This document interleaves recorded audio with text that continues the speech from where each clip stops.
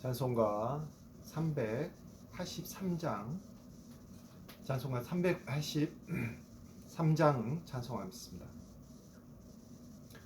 눈을 들어 산을 보니 함께 찬송합니다. 눈을 들어 산을 보니 도움 어디서나 전지지은 주 하나님 나를 도와주시네. 나의 발이 실족 않게 주가 깨어 지키며 택한 백성 항상 지켜 길이 보호하시네. 도우시는 하나님이 내게 그늘 되시니 낮의 해와 밤의 달이 너를 상치 않겠네. 내게 화를 주지 않고 혼을 보호하시며 너의 출입 지금부터 영영 인도하시리.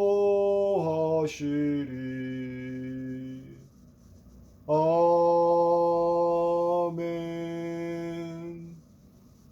아멘. 오늘 하나님께서 주신 말씀은 미가서 7장 7절에서 10절까지 말씀을 봅니다.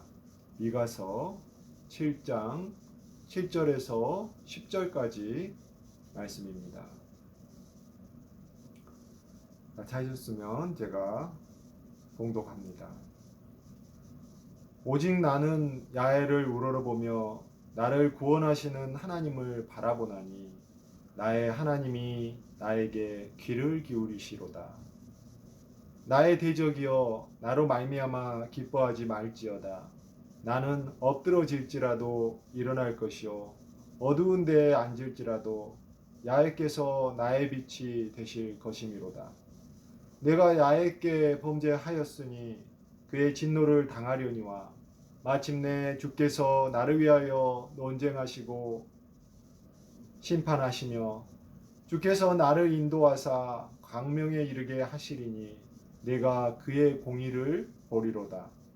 나의 대적이 이것을 보고 부끄러워하리니 그는 전에 내게 말하기를 내 하나님 야훼가 어디 있느냐 하던 자라. 그가 거리에 진흙같이 밟히리니 그것을 내가 보리로다. 아멘.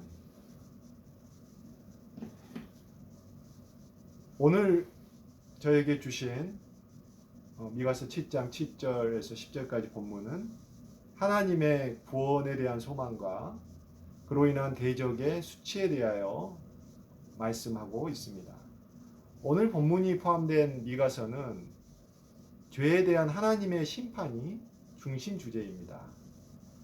선지자들의 역할은 대부분 심판의 선포와 하나님의 말씀에 직언해 있었고 심판을 선포하였던 선지자들은 대부분 박해를 받았거나 죽임을 당하였다고 볼 수 있습니다. 미가서와 관련 있는 선지자 에레미야를 살펴봅니다. 에레미야서 26장에서 예루살렘 성전의 파괴와 심판을 예언하였다가 제사장들과 거짓 선지자들과 모든 백성에게 붙잡혀 죽을 위기에 처하게 되었었지요. 그때 그 지방의 장로 몇 사람이 일어나 인용한 말씀이 미가서 3장 12절의 말씀이었습니다. 한번 읽어보겠습니다. 이러므로 너희로 말미암아 시온은 갈아엎은 밭이 되고 예루살렘은 무더기가 되고 성전의 산은 수풀의 높은 곳이 되리라. 아멘. 이 말씀이 에레미야서 26장 18절에서 그 지방 장로들에 의하여 인용이 되면서 이미 하나님의 말씀으로 선포되었다는 점이 호소가 되어 말씀이 역사하셔서 결국 에레미야가 죽음을 면하였습니다. 에레미야는 이 시기에는 하나님의 계획에 의해서 죽음을 면하지만 결국 바벨론에 의한 예루살렘 멸망과 함께 애굽으로 갔다가 거기에서 분노한 동포들에 의하여 죽임을 당하였다고 전해집니다. 심판을 선포한다는 것은 박해와 죽음을 각오한 것이기에 쉽지 않은 일입니다. 그러므로 심판의 선포를 위해서는 하나님께서 그 영을 부어주시고 특별하신 인도도 하셔야 했습니다.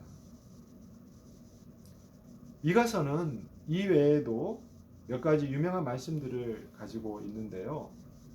4장에 하나님의 산이 우뚝 솟을 것이라는 말씀이 있고, 또 5장에 베들레헴에서 이스라엘을 다스릴 한 사람이, 한 통치자가 나올 것이라는 예언이 있습니다. 또한 6장에서는 하나님께서 그의 자녀들에게 원하시는 것은 공의를 행하고 자비를 사랑하며 그리고 겸손하게 낮아져서 하나님과 함께 동행하는 것이라는 그 말씀 등이 있습니다. 대부분의 선지서는 심판과 구원의 동시적 메시지를 가지고 있습니다. 그 가운데 회개의 메시지가 끼어 있죠. 미가서는 심판과 구원의 소망이 2번 반복되는 구조로 전개되는데, 오늘 본문은 2번째 구원의 소망에 대하여 말씀합니다. 오늘 본문 7절에서는 오직 나는 야훼를 우러러보며 나를 구원하시는 하나님을 바라보나니 나의 하나님이 나에게 귀를 기울이시리로다 라고 말씀합니다. 구원의 본질이 하나님의 은혜에 의하여 하나님을 바라보는 것임을 말씀합니다. 하나님을 인정하고 하나님을 바라볼 때 하나님께서 그 간구와 소망에 응답하시는 것이죠. 본문 9절을 또 한번 읽어봅니다. 내가 야훼께 범죄하였으니 그의 진노를 당하려니와 마침내 주께서 나를 위하여 논쟁하시고 심판하시어 주께서 나를 인도하사 광명에 이르게 하시리니 내가 그의 공의를 보리로다. 아멘. 구원은 심판받아야 할 죄된 상태, 하나님의 진노를 받아야만 하는 상태에서 출발하는 것이며, 주께서 먼저 그 은혜로 죄인인 나를 위하여 논쟁하시고 심판하시며 나를 인도하시사 광명에 이르게 하시는 것입니다. 시편 103편 10절 11절 말씀을 한번 봅니다.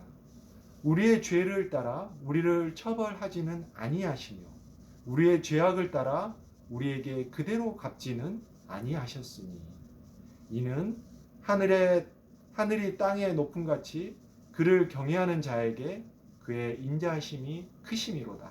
아멘. 하나님의 구원은 하나님의 주권과 은혜에 의한 것이지만 우리의 하나님께 대한 경외를 수반 혹은 내포하는 것입니다. 오늘 본문의 말씀은 주의 구원으로 광명에 이르게 되면 주의 공의를 보게 되리라고 말씀합니다. 이 구원이 하나님의 의와 연관이 되어 있죠.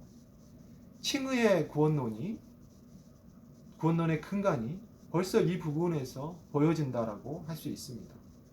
하나님께서 마침내 나를 위해서 논쟁하시고 심판하신다는 것은 이미 그 의를 전가하시어 나를 의롭다 여기시겠다라는 의미가 내포되어 있겠죠. 그것은 잠정적으로 전가된 의이지만 종국에 가서 광명에 이르게 되면 그 의를 보게 될 것이라고 볼 수 있습니다. 그것은 우리가 현재의 영생의 구원의 이름으로써 볼 수 있는 것이기도 하지만 종국으로는 주의 재림과 심판의 날에 하나님의 영광, 하나님의 의를 보고 우리가 그 의의 몸과 영혼으로 부활될 것을 의미한다고 볼 수 있습니다. 마태복음 5장 8절에 팔복의 말씀처럼 우리가 회개와 하나님의 인도를 통하여 마음이 청결한 자가 되면 하나님을 볼 것이라는 말씀입니다. 이어서 본문 8절 10절에서는 대적이 등장을 합니다. 여기서 대적은 역사적 관점에서는 이스라엘 민족의 적을 의미할 수도 있겠으나 구속사적, 구원사적 관점으로는 우리의 종국의 적, 사단 마귀를 의미한다고 할 수 있습니다. 10절에 보면 나의 대적이 이것을 보고 부끄러워하리니 그는 전에 내게 말하기를 내 하나님 야훼가 어디 있느냐 하던 자라. 그가 거리에 진흙같이 밟히리니 그것을 내가 보리로다 라고 되어 있는데, 내 하나님 야훼가 어디 있느냐 하던 자 하면 누가 떠오르시나요? 창세기 3장 1절을 봅니다. 그런데 뱀은 야훼 하나님이 지으신 들짐승 중에 가장 강교하니라. 뱀이 여자에게 물어 이르되 하나님이 참으로 너희에게 동산 모든 나무의 열매를 먹지 말라 하시더냐 라고 기록된 것처럼 하나님을 실질적으로 부인하게 만드는 자, 바로 사단인 것입니다. 사단은 우리에게 하나님의 말씀을 꼬아 비틀어 하나님의 존재와 하나님의 주권 자체를 부정하게 만드는 자입니다. 그것으로 우리에게 죄를 심어준 것이지요. 그 죄가 우리 안에 들어와서 우리는 하나님을 인정하지 않고 제 소견에 오른 대로 사는 죄의 종된 자들이 되었었습니다. 사단의 목적은 우리를 넘어뜨려서 일어나지 못하게 하고 멸망에 이르게 하는 것이었습니다. 하나님의 영광과 통치를 방해하고 나아가 그 영광을 가로채려는 원수입니다. 그런데 오늘 본문 8절에서 나의 대적이여 엎드러진 나로 말미암아 기뻐하지 말지어다. 나는 엎드러질지라도 일어날 것이요 어두운 데에 앉을지라도 야훼께서 나의 빛이 되실 것이니로다. 아멘. 그렇게 말씀합니다. 우리는 사단이 심어준 죄로 넘어집니다. 그러나 하나님께서 일으켜 주실 것이요 어두운 사망의 권세 아래 있을지라도 야훼께서 나의 빛이 되시사 생명의 구원의 길로 인도하여 주실 것이라는 말씀입니다. 그러니 대적 사단의 계획대로 내가 영원한 멸망에 빠지지 않을 것이니 나로 말미암아서는 더 이상 기뻐하지 말라는 것이죠. 그리고 10절에서 더 나아가 보면 나의 대적이 이것을 보고 부끄러워하리니 그가 거리에 진흙같이 밟히리니 그것을 내가 보리로다 라고 말합니다. 우리의 구원이 종국에 이르면 이제 사단이 수치를 당할 차례입니다. 이미 예수님의 십자가 구원 사건으로 수치를 당하였죠. 그는 이제 그러나 종국에는 그는 거리에 진흙같이 밟히게 될 것이며 그것을 내가 보게 될 것이라는 말씀입니다. 창세기 3장 15절에서 내가 너로 여자와 원수가 되게 하고 내 후손도 여자의 후손과 원수가 되게 하리니 여자의 후손은 내 머리를 상하게 할 것이요 너는 그의 발꿈치를 상하게 할 것이니라. 아멘. 라고 말씀하여서 사단의 멸망을 이미 예언하셨습니다. 예수 그리스도의 십자가 죽음과 부활의 승리로 사단의 머리가 상하였고 이제 사단은 종국적인 힘을 잃었습니다. 그리고 주가 심판의 칼을 가지고 재림하시면 사단은 진흙같이 밟히는 존재가 될 것입니다. 사단은 자신의 계획이 완전히 끝났음을 깨닫고 부끄러워할 것이며 멸망당하게 될 것입니다. 오늘 미가 선지자의 말씀을 통하여 진노의 심판 중에도 우리를 구원하실 계획을 가지고 계시며 나를 위하여 논쟁하시고 심판하시고 나를 인도하시어 광명에 이르게 하심으로 대적 사단을 부끄럽게 하실 주님의 공의를 보게 될 날을 소망하며 살아가시는 성도님들이 되시기를 주님의 이름으로 축원합니다. 이제 오늘 말씀을 기억하시면서 함께 기도드리겠습니다. 사랑하는 하나님 아버지, 오늘 미가 선지자의 말씀을 통하여 저희를 하나님의 진노로 심판당하여야 될 그런 존재로부터 저희를 또한 긍휼하게 여기셔서 하나님 저희를 위하여 마침내 논쟁하시고 심판하심으로 저희를 광명에 이끌어 주시고 또 전국에 저희를 하나님의 구원의 빛, 그 공의를 저희가 실제로 보게 될 그 날을 하나님 저희에게 소망하게 하여 주시고 또한 구원의 빛으로 인도하여 주셔서 감사드립니다. 하나님, 저희는 하나님 연약합니다. 그래서 아직도 죄된 본성으로 하나님 사단이 주는 괴계에 저희가 넘어질 때도 많습니다. 하나님, 그러나 하나님께서는 종국에는 저희를 그리고 항상 저희를 붙들고 그 강한 손과 오른팔로 저희를 붙들고 가시며 저희를 인도하시사 넘어진 저희를 항상 일으켜 주실 것임을 믿습니다. 하나님, 항상 저희를 실족지 않게 하시고 인도하여 주시옵소서. 종국에는 사단 대적 마귀가 하나님 자신의 계획이 완전히 틀어졌음을 보고 하나님 부끄러워하며 수치를 당하게 될 날을 저희가 소망합니다.